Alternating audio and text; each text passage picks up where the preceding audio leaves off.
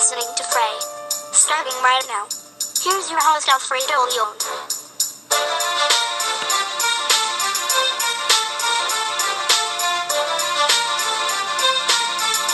Alright, guys, the Golden State Warriors withstood an all-time performance by LeBron James, and when the dust had settled, they escaped with a 124-114 overtime victory over the Cleveland Cavaliers in Game 1 of the NBA Finals. Despite the loss, LeBron's performance was one of the greatest achievements in his storied career. He dropped a postseason career-high 51 points on 19 of 32 shooting, which is 59.4% to go along with 8 rebounds, 8 assists, a block, and a steal. It topped his previous playoff career high of 49, which he did against the Orlando Magic in 2009. LeBron spoke about how his teammates were able to contribute to his performance and more. I just try to do whatever it takes to help our team win, and try to be a triple threat out on the floor offensively, being able to score, rebound, and get my guys involved. So I just try to do that tonight.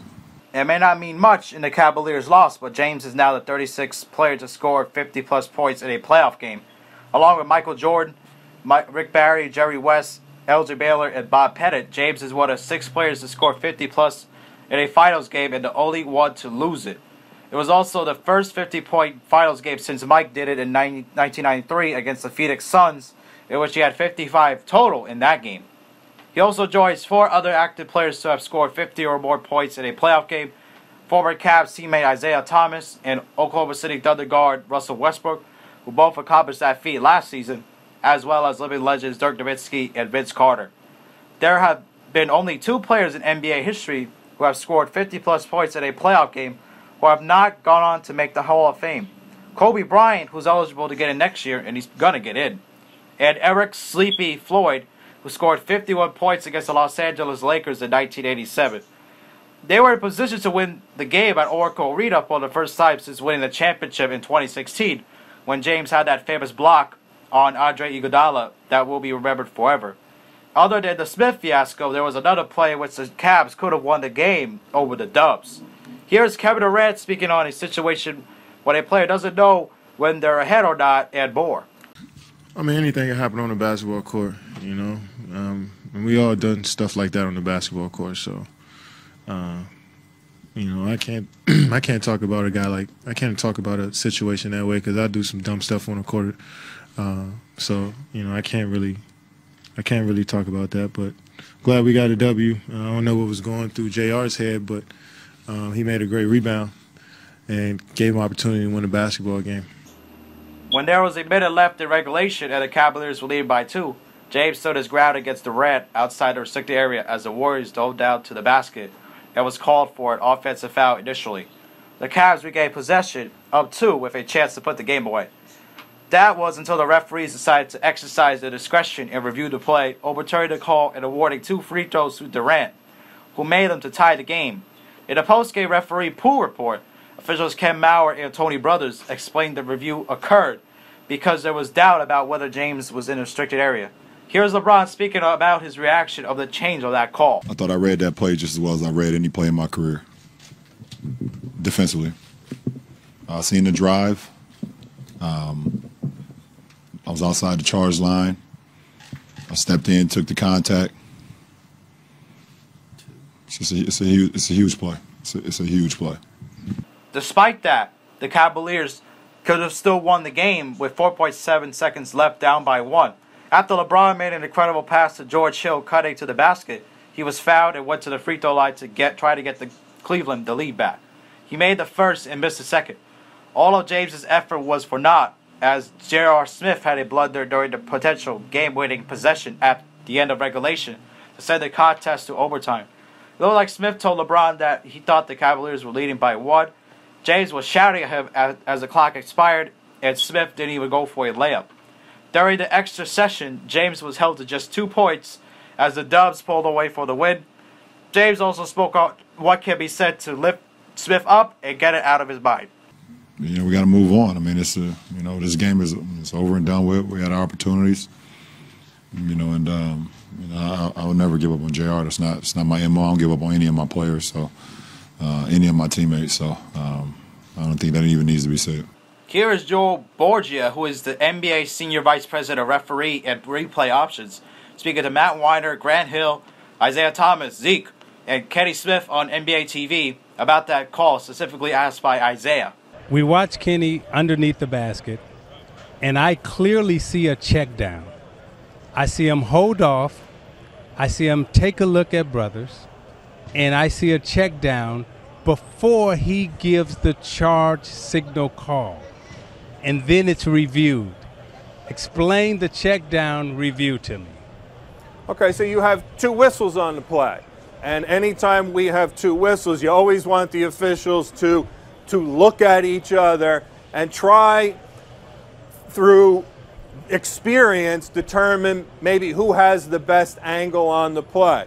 And if you look at it, Tony Brothers was actually appeared to be going with a blocking foul. It looks like he started to bring his arms up, which Isaiah, you know what's next. They're going to come down for a block. So Kenny looked out, heard his whistle, and like slowed up, and Tony stopped. And at that point, Kenny, I'm presuming, now listen, I haven't had a chance to talk to the refs, said, okay, I think I got the better angle.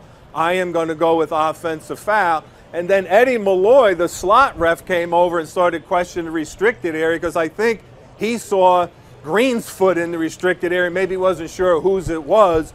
So listen, it's a tough bang play, but two officials, anytime you blow whistle. Listen, you don't want one guy going block, one guy going offense. There was more tension besides that at near the end of overtime of Game 1. Tempers boiled following a late Tristan Thompson flagrant 2 foul on Sean Livingston, leading to Thompson taking a shot at Draymond Green, who responded in typical Draymond fashion. The tension was already up there after the Smith blunder and the trash talk that occurred between LeBron and the Splash Brothers, with Green's agitation finally pushed Thompson over the edge. Durant spoke on if he got a good look at what happened between Livingston and Thompson. You know, obviously, I was right in the middle of the other scuffle. But that's what happens when you play in the finals. I don't think it's anything that we should be concerned about. I think it's something we can easily move past. With Game 2 scheduled for Sunday, James may need to drop another 50 points in order to keep the Cavs in the series. If he does that, he joined Michael Jordan, who has 8 of those instances, Will Chamberlain with 4 of those, Allen Iverson with 3, and Jerry West with 2 as the only players to score 50-plus points multiple times in the playoffs. LeBron also spoke on how tough it is to recover a couple days after Game 1. Well, I mean, we take this one. You know, we understand, you know, how difficult and how challenging and, you know, this task is. And, you know, you take it all the way throughout the night, think about it, and ways you could have been better, and plays that happened that could have went your way, that didn't go your way, or things you could have did. And then you wake up tomorrow with a fresh mind and you move forward. With Golden State, Steph Curry scored 29 points and also missed only 1 shot in the extra session. But Klay Thompson had a scary first quarter collision with Smith. But Thompson was able to return his score at 24 points. Here's Curry speaking on what happened between him and LeBron, courtesy of ABC. Just trying to finish the game out. He made a great block, started talking some trash, so I talked some trash back. After that, it's just a bunch of nonsense that has nothing to do with the game. We want to keep our composure, stay focused on the goal of winning the championship, and this is one win down, so you know, great effort all the way through, and we're standing an amazing performance by LeBron tonight. Curry also spoke about the difference that occurred with his team in OT. Just made the right play. I think we put up some resistance on the defensive end, rebound the ball, and when we do that, we can get in transition, and Klay hit some big shots. Draymond obviously hit that big 3.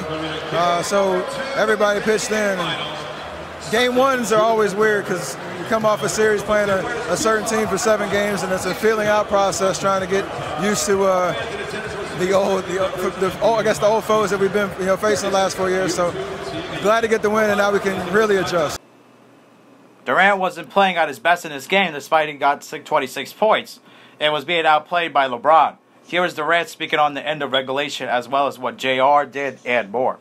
I can't control that. Oh, well, I could have boxed JR out. I got to do a better job. So I'm glad we was able to get the win with that happening. But the block charge thing, last year in the regular season, same play happened to me. It was a block. They called a block, and they went and reviewed it and changed it to a charge. So I knew once it was 30 seconds to go that they can review that situation. There's a couple like goaltending and block charge a couple years ago. They put those rules in that you can review them just like you can review out of bounds calls. So I knew that. I knew he was late on the drive, And I know I had my man beat, and he came over a little late. So when they called the charge, I was surprised, but I'm glad they reviewed it. This was an incredible game one between these two teams, especially where it looked like the Cavs had a chance to win after the blunder by JR. Oh my God, that was crazy, especially what happened there. It cost them the win and everything. That was just a crazy moment, what JR was doing. Why was he thinking? The fact that they were tied and he could have gone for the win, especially when he was just dribbling the ball out, thinking it was, oh, he said later it was just a tie game. He knew it was tied. No, he did. That's BS. He's just trying to cover up his own ass so he doesn't get in any more trouble than what he already is. But it hasn't worked. He's still getting ripped by the media and by others about him doing that. Obviously, LeBron had to walk out of his press conference because he didn't want to throw his teammate under the bus, as he said in his press conference interview, that he doesn't do that. But still, what Smith did was really stupid, and he cost his team a game, a chance to steal at Golden State. Also, what George Hill missing that free throw didn't help either. But still, though, got to make your free throws. But that happens, missing a free throw. But what Smith did, you can't forgive. Especially if they lose this series, they'll come back to bite the Cavs later on in the series, especially what happened with what Smith did in Game 1.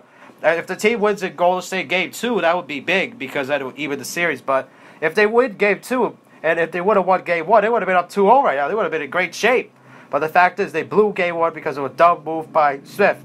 On the bright side, if there is any for the Cavs, LeBron at least got 50, which even though he lost the game, but he still got 50, though being the sixth player to do it, like I said earlier. But still, he did his part. He just didn't have enough help. LeBron, despite getting 51 and 9, almost a triple-double, but he didn't have enough help in the game, and the blunder by Smith was just so stupid. What was he thinking? He must have been on Hennessy like Joel Embiid said on Twitter, huh? But still, he should not have made that play, and that was just really dumb, and that cost his team a chance to win the game, and possibly even have a chance of winning this series. Now, the fact that the Dubs are now up 1-0, that shows you now that they have a chance to make it 2-0, and then go into Cleveland. They just got to win one of those games and then go back home, or they can get greedy with all four. But now that the Cavs are now 1-0, this could definitely shorten the series if they don't come back and win the next game.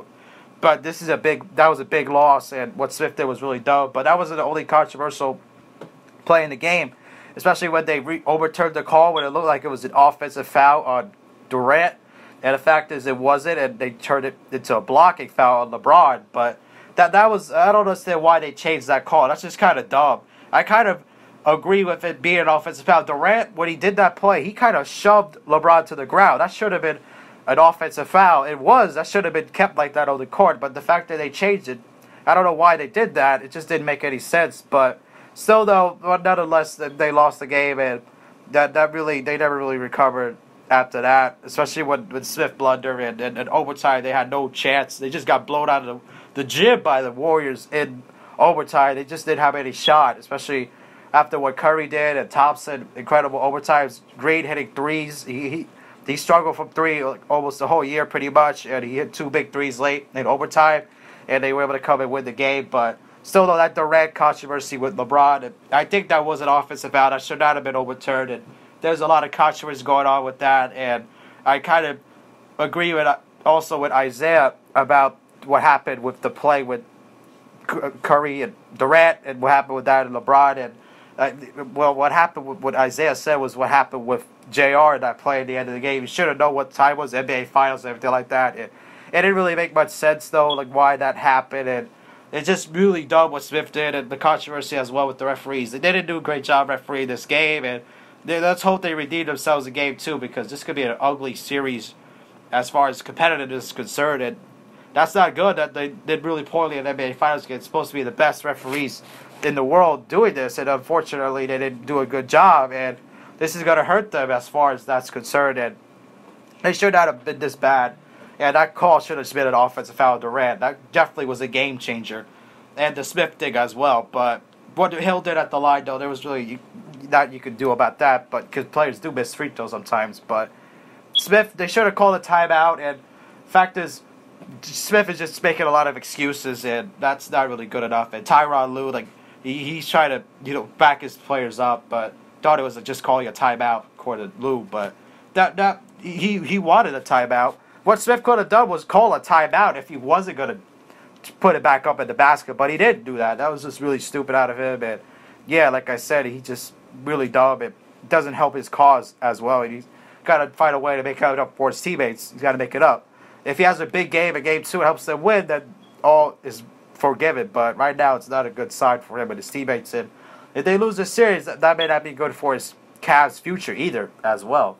But the thing is, though, with LeBron, he did all he could and still lost. So he's going to have a similar game in Game 2, unfortunately, unless if he gets some help from Kevin Love or Tristan Thompson, guys like that. Smith shows up or Kyle Korver shows up. He needs help because right now the Warriors look like they're rolling. And Kevin Durant didn't even have his best game, which is a scary sign as well. If he has a good game in Game 2 and actually has a proficient game like he should, he will help them as well. As Durant did have the best of games, and seeing how hot LeBron was last night, he just didn't want to have anything to do with him. And the fact is, he let him do what he wanted.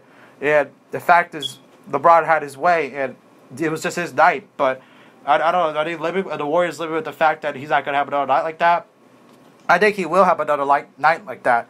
But will they win? That's a different story, though. So let's see if they can keep it up in Game 2. But it's going to be tough, especially letting that one slip away. That's going to be hard to do, especially when the Warriors said that they expected to win. Steve Kerr said that they got lucky. I think a lot of guys agree. Draymond said the same thing. They definitely got lucky this one. But now can they take advantage of it and try to put this series away early? We'll see what happens. But this is unfortunate for the Cavs to let this one slip away like that, and the Warriors stole one, even though the Cavs could have stolen this one. But let's see if they bounce back in Game 2, because that's a huge game. 1-1 is big difference from 2-0. And let's see if they could bounce back. And I expect them to, but this could be hard to recover from if they don't bounce back in Game 2. Because if they're down 2-0, then they're in big trouble. So let's see what happens. Anyways, hope you guys enjoyed. Don't forget to leave a like. If you're brand new, subscribe. And we'll see you guys in the next video. Peace.